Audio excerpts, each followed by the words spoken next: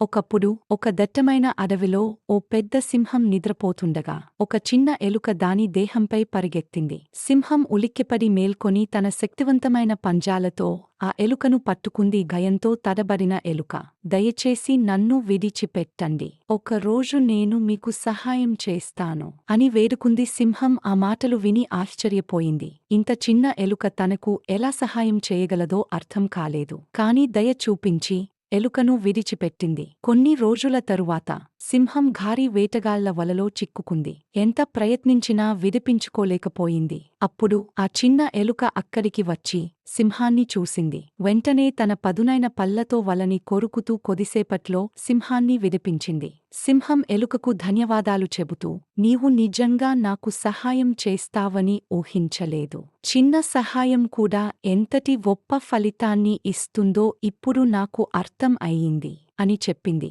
ఈ కథ నీతి ఏమిటంటే ప్రతి చిన్న సహాయం విలువైనదే. ఎవరినైనా తక్కువగా భావించకూడదు. ఎందుకంటే చిన్న సహాయం కూడా పెద్ద అవసరంలో ఉపయోగపడుతుంది.